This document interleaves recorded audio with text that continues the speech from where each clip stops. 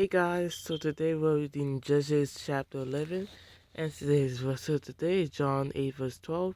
When Jesus spoke again to the people, he said, I am the light of the world. Whoever follows me will never walk in darkness, but will have the light of life. Amen.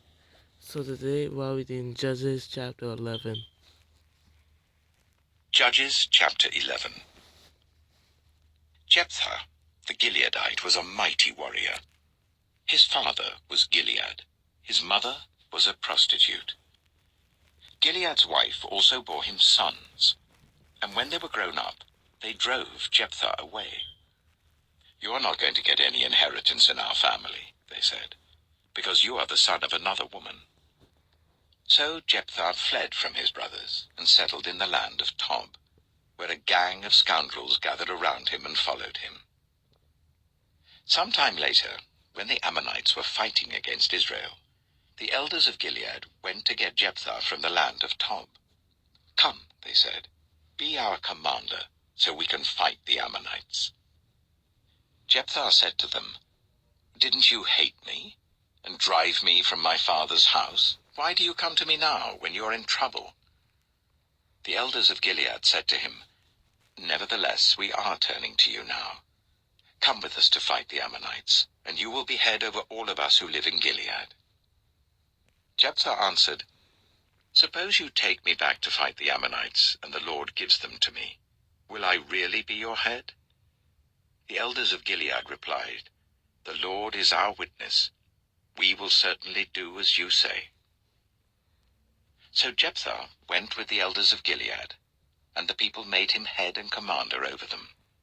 And he repeated all his words before the Lord in Mizpah. Then Jephthah sent messengers to the Ammonite king with the question, What do you have against me that you have attacked my country? The king of the Ammonites answered Jephthah's messengers, When Israel came up out of Egypt, they took away my land from the Arnon to the Jabbok, all the way to the Jordan.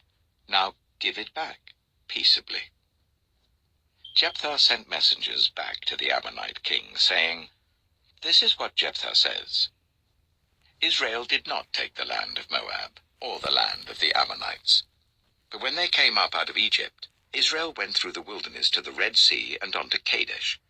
Then Israel sent messengers to the king of Edom, saying, Give us permission to go through your country. But the king of Edom would not listen. They sent also to the king of Moab, and he refused. So Israel stayed at Kadesh.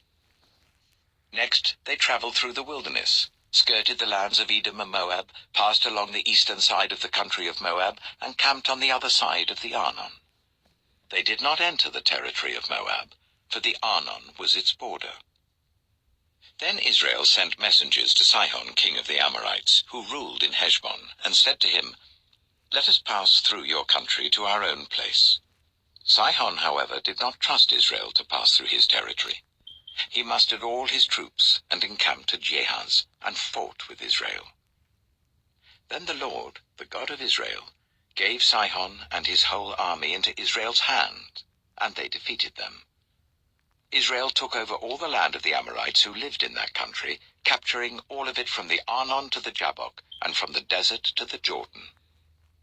Now since the Lord, the God of Israel, has driven the Amorites out before his people, Israel, what right have you to take it over? Will you not take what your god Chemosh gives you? Likewise, whatever the Lord our God has given us, we will possess. Are you any better than Balak, son of Zippor, king of Moab? Did he ever quarrel with Israel or fight with them?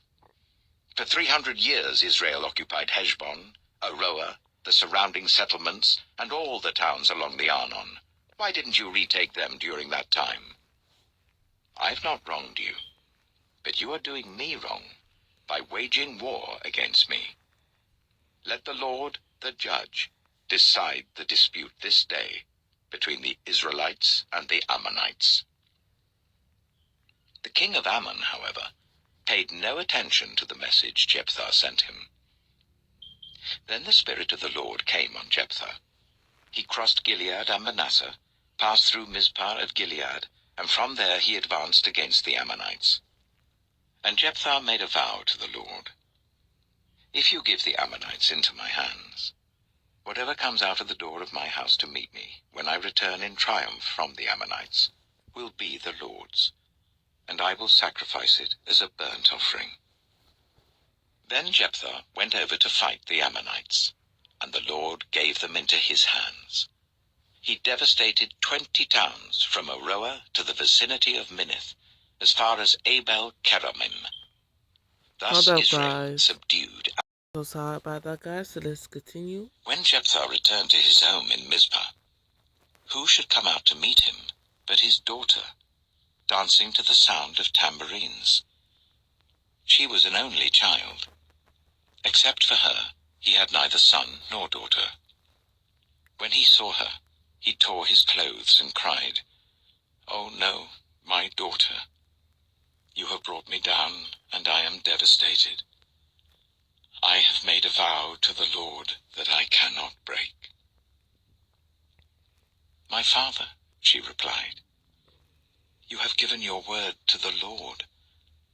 Do to me just as you promised, now that the Lord has avenged you of your enemies, the Ammonites. But grant me this one request," she said. "Give me 2 months to roam the hills and weep with my friends, because I will never marry." "You may go," he said.